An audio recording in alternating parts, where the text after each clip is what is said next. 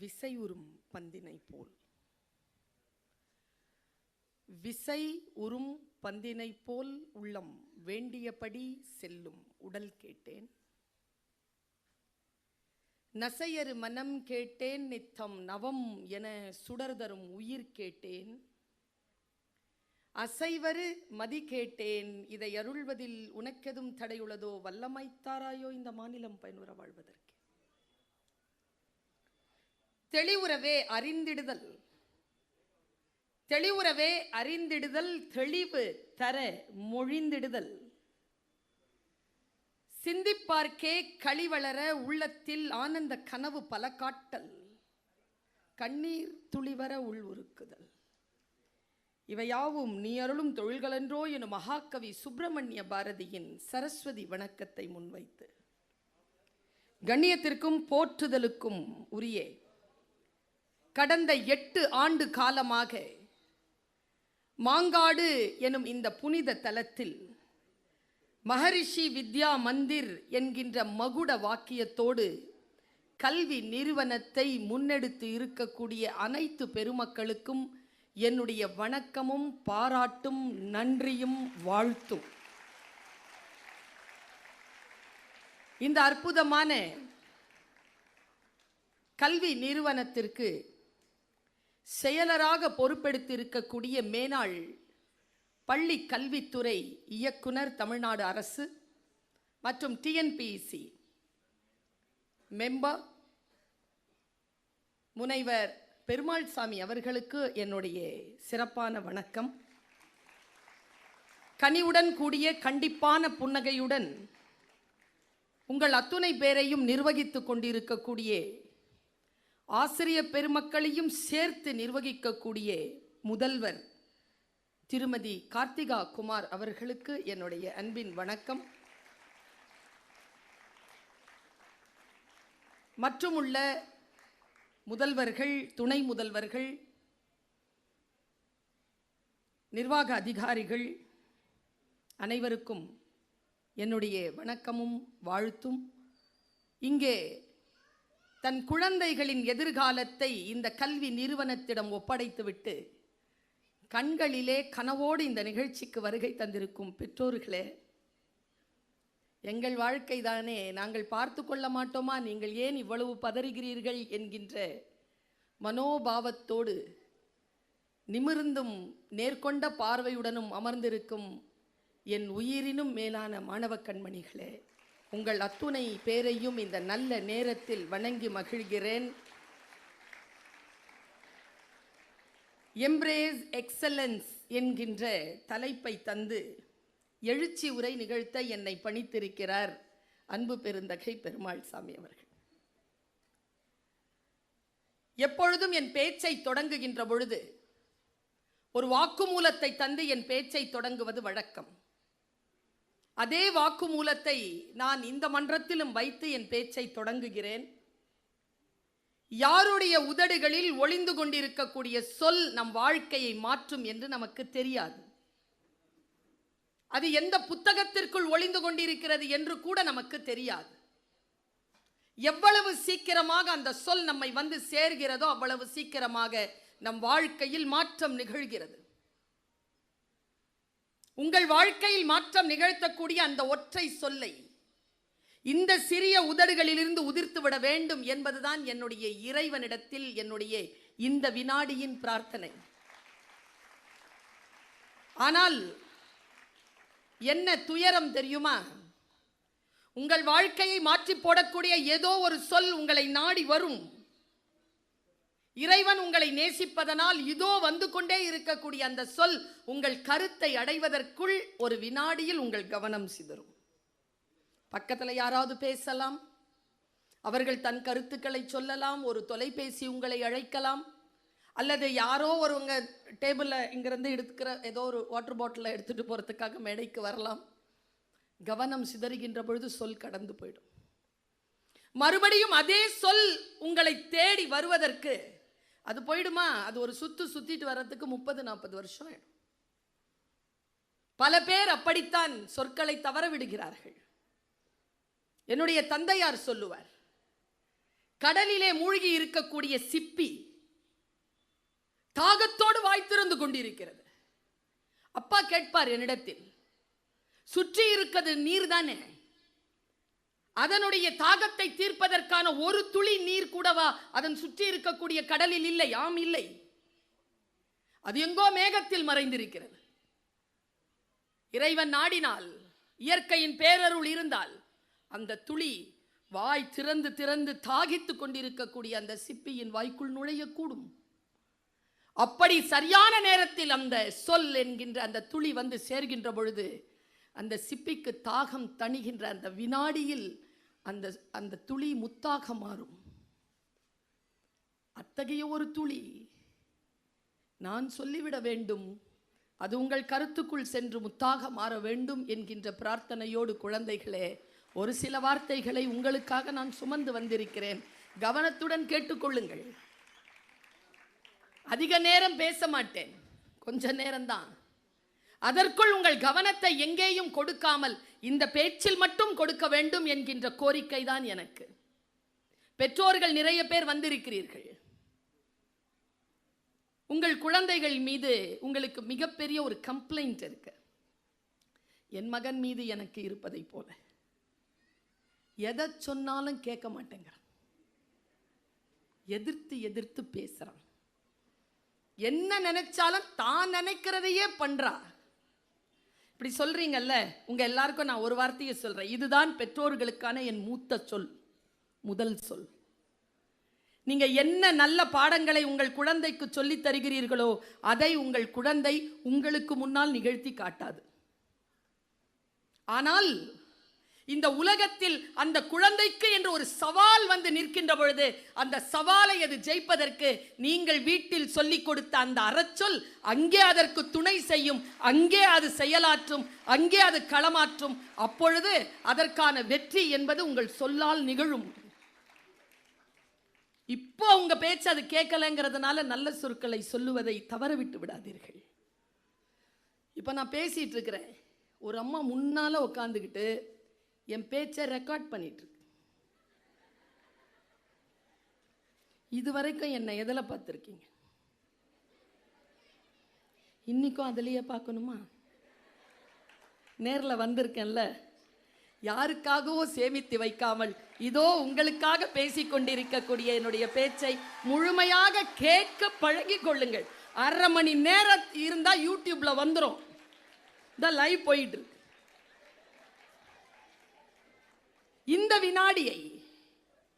இந்த வினாடியை யார் ஒருவர் விழிப்புணர்வோடு அணுகுகிறார்களோ அவர்கள்தான் வாழ்க்கையில் வெற்றி பெறுகிறார்கள். நான் இப்படி சொல்கிறேன், நம்முடைய வாழ்க்கை நமக்கு சில சவால்களை தந்திருக்கிறது. குழந்தைகள் இங்க 9th 10th +1 +2 குழந்தைகள் இருக்கிறீங்க. அதுக்கு பின்னாலேயும் 6 7 8 9 இருக்கலாம். உங்க எல்லாருக்குமா சேர்த்து ஒரு விஷயத்தை சொல்றேன். 10th யாராவது இருக்கியாப்பா? 11th 9th ஒன்றும் இல்லை, இரு. 9th கிட்ட என்ன சொல்லுவாங்க தெரியுமா? Board exam. 10th சந்திக்கணும்னா 9th உருப்படியாக படித்தாதான் 10th சந்திக்க முடியும். ஜாக்கிரதை. சொல்கிறாங்களா? சரி, அப்போதான் நீ ஜெயிப்பேன்னு சொல்கிறாங்களா? ஜெயிச்சு வந்துருச்சுங்க 10th கிட்ட என்னப்பா சொல்கிறாங்க? 10th மட்டும் படிச்சுட்டேன்னு வச்சுக்க, போர்டு எக்ஸாம் ஜெயிச்சா ஜெயிச்ச, இல்லை போச்சு. ஜெயிச்சிரு, அவ்வளோதானா? பட்டொளி வீசி பரப்ப நீ நம்பி பாஸ் பண்ணி வந்து உட்காந்துருக்கு +1. என்னப்பா சொல்கிறாங்க உனக்கு? இப்போ போர்டு எக்ஸாம் ஒழுங்கா படித்தாதான் +2 சந்திக்க முடியும். ஒழுங்கா படி, இல்லைன்னா படித்த 10th எல்லாம் வேஸ்ட் சொல்கிறாங்களா? அப்படி சொல்லி பாஸ் பண்ணிட்டு வந்திருக்குது +2. +2 கிட்ட என்ன சொல்கிறாங்க? எல்லாத்தையும் சொல்லிடுவாங்க அவங்க. +2க்கு நான் காலேஜ் நீ முடிச்சுட்டு என்கிட்ட தான் வரணும். நான் சொல்கிறேன், நீ முடிச்சுட்டு வாடி, அங்கே இருக்குது உனக்கு. வாழ்க்கையை உண்மையாக சந்திக்கக்கூடிய இடம் கல்லூரியில் இருக்கு. கல்லூரியிலையும் இல்லை, கல்லூரியில் ஃபைனல் இயர் முடிக்குதுங்கல்ல, அங்கே இருக்குது வாழ்க்கை. நான் ஒன்று சொல்லட்டுமா? இதெல்லாம் என்னன்னு சொல்லட்டுமா? இதெல்லாம் என்ன? 6th 7th 8th 9th 10th 11th 12th இதெல்லாம் என்ன தெரியுமா குழந்தைகளை? அச்சப்படாமல் இந்த தாய் சொல்லுவதை கேட்டுக்கொள்ளுங்க. பயப்படவே பயப்படாது. நான் சொல்றதை மட்டும் கேட்டு வச்சுக்கோ. நீ துறைமுகத்தில் நிறுத்தி வைத்திருக்கும் கப்பல் இப்பொழுதுதான் கட்டப்படுகிறாய். அவர்கள் என்ன அதை உன் கட்டமைவில் எப்படியெல்லாம் நீ கட்டப்படுகிறாயோ அனுமதி, உறுதியாக உன் கட்டமைப்பை ஏற்படுத்திக்கொள். ஏனென்றால் நான் சொல்றேன் இல்லையா, இந்த +2 முடிச்சுட்டு பிஎஸ்சி பிகாம் பிஏ பிபிஏ எல்லாத்தையும் முடிச்சுட்டு, இல்லைன்னா பிடெக் பிஇ எம்பிபிஎஸ் எல்லாத்தையும் முடிச்சுட்டு நீ பெருங்கடலை சந்திக்க போகிறாய்.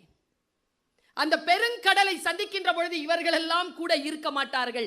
இங்கே எது கட்டப்பட்டதோ அந்த உறுதியுடன் தான் நீ அந்த ஆழ்கடலை சந்தித்தாக வேண்டும். அந்த ஆழ்கடலை நீ சந்திப்பதற்கு இப்பொழுது நீ துறைமுகத்தில் கட்டப்பட்டு கொண்டிருக்கிறாய் என்பதனை மட்டும் மனதில் கொள். யாரும் சொல்லி செய்யறதில்லை. உங்க எல்லார்கிட்டையும் சொல்றேன், இந்த டீச்சர்ஸ்லாம் காதை முடிக்கும், இந்த பெற்றோர்கள்லாம் காதை முடிக்கோங்க. உங்களுக்கான விஷயம் கிடையாது இப்போ நான் சொல்ல போகிறது, எல்லாம் என் குழந்தைகளுக்கான விஷயம். அது ஒருவேளை உங்களுக்கு உவப்பாக இல்லாமல் இருக்கலாம். எனக்கு ரொம்ப சந்தோஷம் என்ன தெரியுமா, இந்த ஸ்கூலில் வந்த உடனே இந்த ஃபர்ஸ்ட் மார்க் வாங்குற பொண்ணுக்கு ப்ரைஸ் கொடுக்க சொல்லலை. அது எனக்கு ரொம்ப சந்தோஷங்க. அடுத்து என்ன சொல்லலை தெரியுமா, 100% அட்டெண்டன்ஸ் இருக்கிற பிள்ளைக்கு சர்டிஃபிகேட் கொடுங்கன்னு சொல்லலை. எனக்கு ரெண்டும் சந்தோஷம் பெருமாள் சார். ஏன் தெரியுமா, எனக்கு பல கேள்விகள் உண்டு சார் இந்த சிஸ்டம்ல, பல கேள்வி. இன்னைக்கு என் குழந்தைகளை நான் விடுவிக்க போகிறேன், நான் விடுதலை செய்ய போகிறேன். அந்த குழந்தைகள் இந்த தமிழ்நாட்டை இந்தியாவிலும் இந்தியாவை உலக நாடுகளிலும் முன்னிறுத்துவதற்கான அத்தனை கல்வி தகுதிகளையும் பெறுவதற்கு வாய்ப்பிருக்கிற குழந்தைகள் என்பதனை அவர்கள் புத்தியில் மனதில் இதோ விதைக்க போகிறேன். கவனமா என் பேச்ச கேள். ஆக்சுவலா ஏன் தெரியுமா, எனக்கு உடன்பாடு இல்லை. இந்த 100 நாளும் ஸ்கூலுக்கு வந்து என்ன பண்ண போறாங்க, ஐயோங்கிறாங்க கார்த்திகா மேடம். இல்லை மேடம், எனக்கு ஒரு டவுட்டு தான் அது. எனக்கு டவுட்டு. நான் என்ன சொல்றேன், 95 நாள் வந்தா போதாது, ஒரு 5 நாள் அந்த குழந்தைகள் எடுத்துக்கிட்டுமே. ஒரு காது குத்துக்கு போட்டோம், ஒரு கல்யாணத்துக்கு போட்டோம், ஒரு கருமாதிக்கு போட்டோம், ஒரு திருவிழாவுக்கு போட்டோம், போட்டுமே. கூட்டிட்டு தான் போங்களேன். உறவுனா என்னன்னு தெரியல. ஒருத்தங்க கீழே விழுந்துட்டோம், இப்படி பாக்குதுங்க, தெரியல அதுங்களுக்கு. கூட்டிட்டு போங்கங்கிறனா. உடம்பு சரியில்லைன்னா ஒரு வெந்நீர் வச்சு அம்மா அப்பாவுக்கு தர தெரியல. 100 நாளா எங்க ஸ்கூல்ல வந்து நிக்கணும். உங்களுக்கு 95 நாள் தான் வருவோம். 5 நாள். பெற்றோர்களே கவனம். குழந்தைகளை இந்த எம்ப்ரேஸ் த எக்ஸலன்ஸ்ங்கிறாங்கல்ல, what is excellence? What is excellence? நான் ஒரு விஷயத்தை சொல்றேன். எக்ஸலன்ஸ் அப்படிங்கிற சொல் இருக்குல்ல, அதுக்கும் மேல அப்படிங்கிற ஒரு விஷயம் இருக்கு, லெஜெண்டரி. அதுக்கும் மேல ஒரு சொல் இருக்கு, அதுக்கு இன்னும் வார்த்தைகள் கண்டுபிடிக்கப்படலை. அதுதான் இந்த குழந்தைகள். வாங்க குழந்தைகளே, அடுத்தடுத்து நீ என் தோளின் மீது நேரி நின்று இந்த உலகத்தை பார்க்கிறாய். என் பார்வையை விட உன் பார்வை விசாலமானது தானே. என்னை விட புத்தி.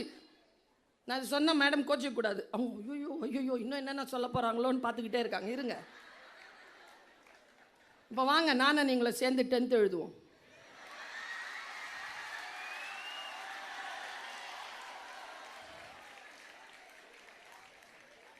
நம்ம பெருமாள் சார் கெமிஸ்ட்ரியில் மட்டும் பாஸ் பண்ணுவார், மேத்தமேட்டிக்ஸில் பாஸ் பண்ணலாம்,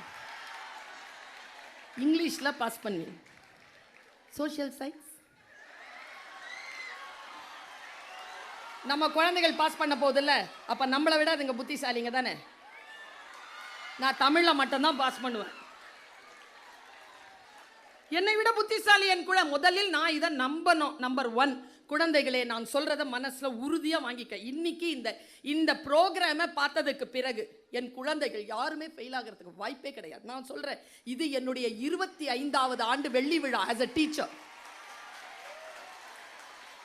என் கிளாஸ்ல ஒரு குழந்தை கூட ஃபெயில் ஆனது கிடையாது என்பதுதான் என் வாழ்க்கையில் என் டீச்சராக என்னுடைய மிகப்பெரிய அச்சீவ்மெண்ட். ஒரு குழந்தைய கூட நான் ஃபெயில் ஆக விட்டதில்லை.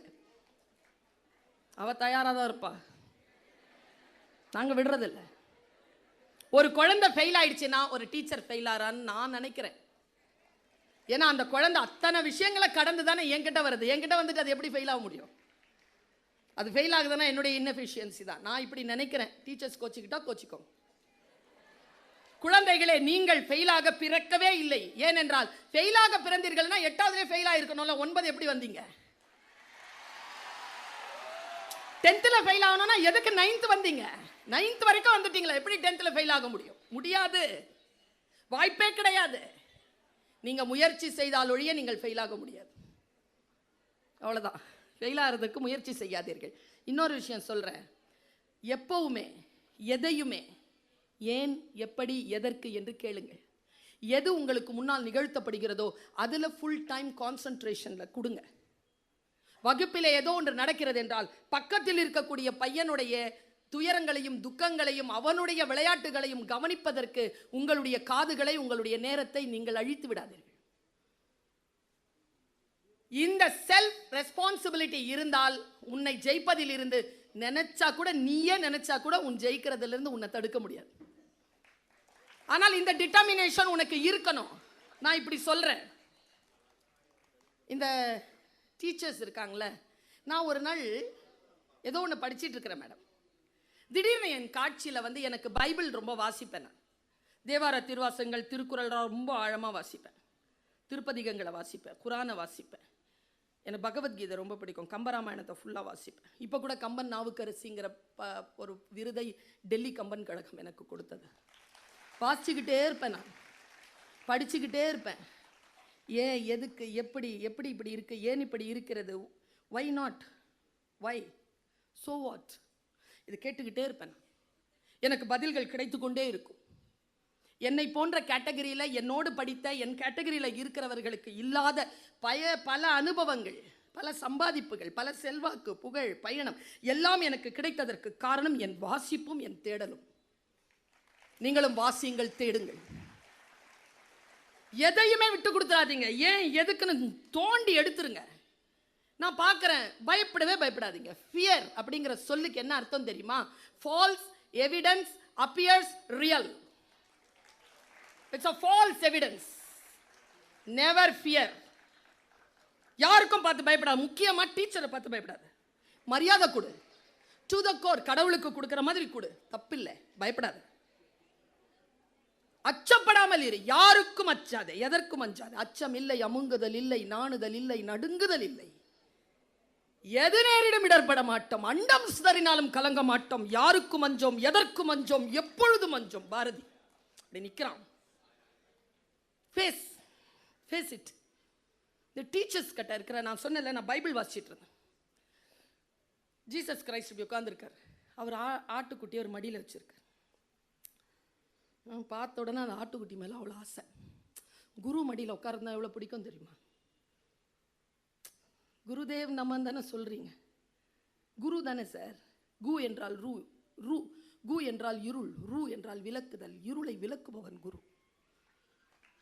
ஆசு என்றால் குற்றம், இரிதல் என்றால் களைதல், குற்றத்தை களைபவர்கள் ஆசிரியர்கள். ஆச்சாரியன் என்பவன் தன்னை விட சிறப்பானவர்களை உருவாக்குபவன், பிறப்பறுப்பவன் பரமாச்சாரியன். அடுத்தது போய் தன்னில் அந்த ஆத்மாவை கலந்து கொள்வதற்கான வழி சொல்லுபவன் விசிட்டாச்சாரியன். கிருஷ்ணன் அந்த லெவல். அப்ப ஸ்டார்டிங் லெவல் நாம தானே, ஆசிரியர்கள் தானே. குருமார்கள் என்கின்ற சொல் எனக்கு ரொம்ப பிடிக்கும். அந்த ஆட்டுக்குட்டி அந்த குரு மடியில் உட்கார்ந்த உடனே திடீர்னு கிராஃபிக்ஸில் அந்த ஆட்டுக்குட்டி மூஞ்சியா மாறிடுச்சு. சே, ஹவு பியூட்டிஃபுல். நாம போய்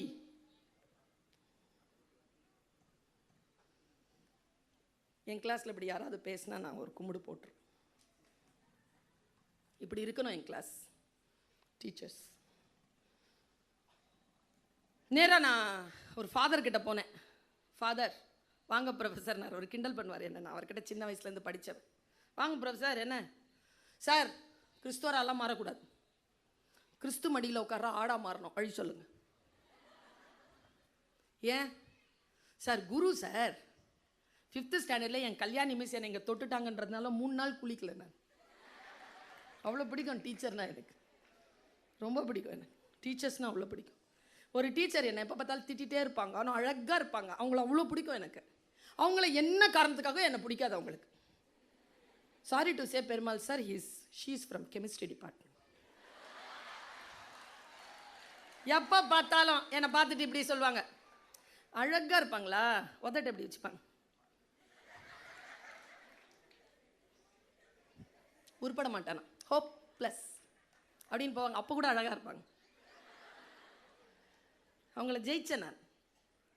அவங்க ரிட்டையர் ஆகிறதுக்குள்ளே அந்த ஸ்கூலுக்கு சீஃப் கெஸ்ட்டாக போயிட்டு வந்துட்டேன்.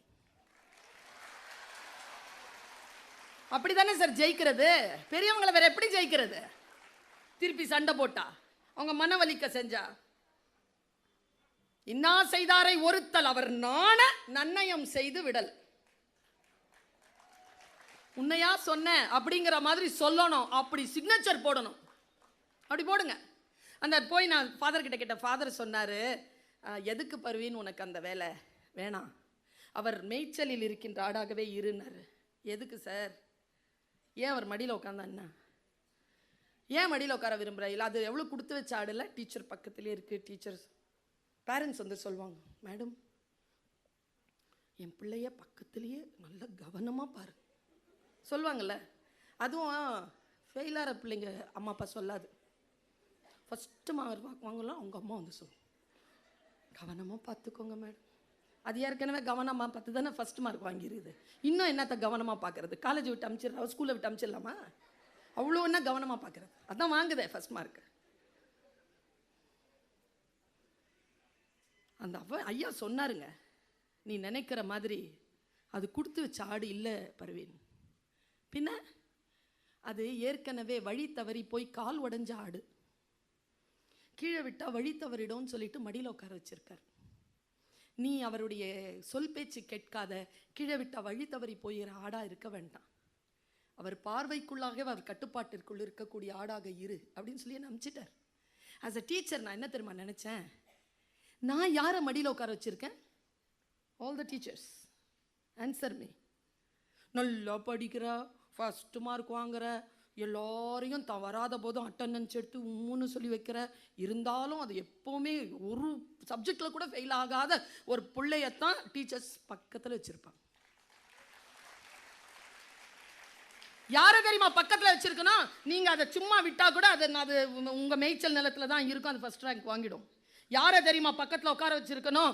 யார் சொல்கிற பேச்சு கேட்கலையோ, யார் ட்ராப் அவுட் ஆகிறதுக்கு தயாராக இருக்குதோ, யார் ஹோம்ஒர்க்லாம் பண்ணலையோ, யார் அரோகண்ட். நான் ஒன்று சொல்கிறேங்க பெற்றோர்களே, நம்ம குழந்தைங்க மாதிரி நம்மளை ஏமாத்துகிற ஒரு ஜீவாத்மா இந்த உலகத்தில் வேறு கிடையவே கிடையாது. என்கிட்ட வந்து சொல்லுவாங்க, மேடம் என் பிள்ளைக்கு பொய்யே சொல்ல தெரியாது மேடம். சூப்பராக சொல்லும். அந்த 4 பேரோட சேர்ந்து தான் மேடம் கெட்டு குட்டி சவர ஆயிடுச்சு. நானும் 4 பேரை 25 வருஷமாக தேடுறேன். அப்புறமா தான் ஒரு பேர் உண்மையை கண்டுபிடிச்சேன். அந்த 4த்துக்கே லீடர் இதுதான். அந்த அந்த ரஜினி படத்தில் வரும்ல, என் பேர் மாணிக்கம், ஆனால் எனக்கு இன்னொரு பேர் இருக்கு, பாட்ஷா. உங்கள் பிள்ளைக்கு இருக்கிற 2வது பேர் எங்களுக்கு தெரியும். நாங்கள் சொன்னால் நம்புங்க. ஏங்க உங்கள் மாணிக்கம் இல்லைங்க, அது பாட்சாங்க. நான் என்ன தெரியுமா சொல்கிறேன்? அப்படிப்பட்ட குழந்தைகளை ஆசிரியர்களை மடியில் இருத்தி வையுங்கள். உங்கள் வகுப்பில் இருந்து ஒரு குழந்தை கூட வழி தவறி விடக்கூடாது, ஒரு குழந்தை கூட ஃபெயில் ஆகக்கூடாது என்பதுதான் ஒரு ஆசிரியருடைய ஆகப்பெரிய லட்சியமாக இருக்க வேண்டும். என்றால் யாரெல்லாம் கீழ்நிலையில் இருக்கிறார்களோ அவர்களை அரவணைத்துக் கொள்ளுங்கள். நான் ஒன்று சொல்கிறேன் சார், கார்த்திகா மேடத்துக்கிட்டே சொல்கிறேன், பெருமாள் சார்கிட்டயே சொல்கிறேன். ஆண்டு விழாவில் யாருக்கு தெரியுமா பரிசு கொடுங்க? ப்ராக்ரஸ் ரிப்போர்ட் பாருங்க. யார் ஃபெயில் ஆகிட்டு கரெக்டாக பாஸ் மார்க் வந்திருக்கானோ அவனை பாராட்டுங்க. சும்மா 9th ஃபர்ஸ்ட் மார்க் வாங்குறது, 10th ஃபர்ஸ்ட் மார்க் வாங்குறது, 12th ஃபர்ஸ்ட் மார்க், அதான் ஃபர்ஸ்ட் மார்க் வாங்கிருச்சு இல்லை, அதை ஏன் அவ்வளோ கொஞ்சறீங்கன்னு எனக்கு தெரில. நான் இங்கே பேச வந்திருக்கிறது ஃபர்ஸ்ட் மார்க் வாங்குற குழந்தைக்கு இல்லை.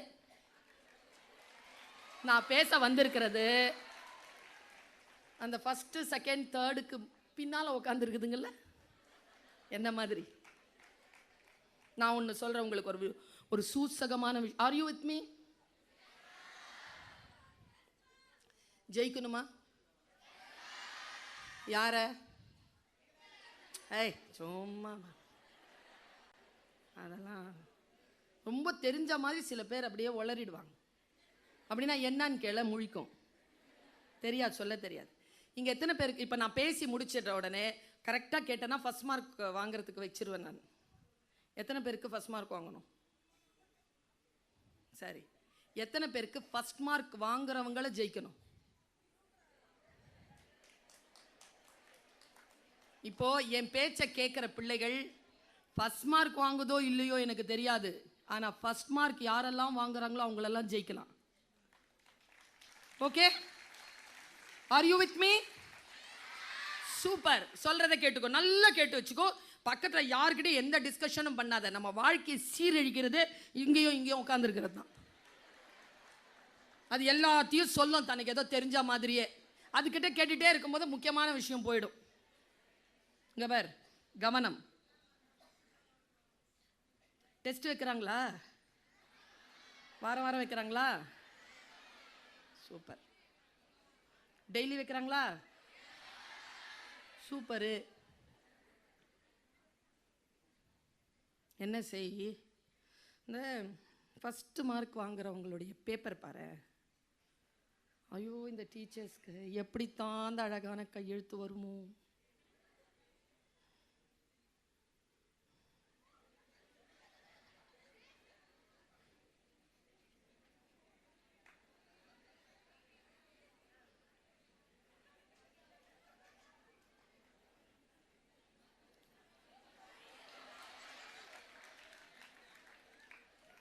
சில டீச்சர்ஸ் இருக்காங்க, சாருக்கு சொல்கிறேன், மேடம்க்கு சொல்கிறேன், நான் பிஎட் படிச்சிருக்கேன் மேடம், ரெகுலரில்.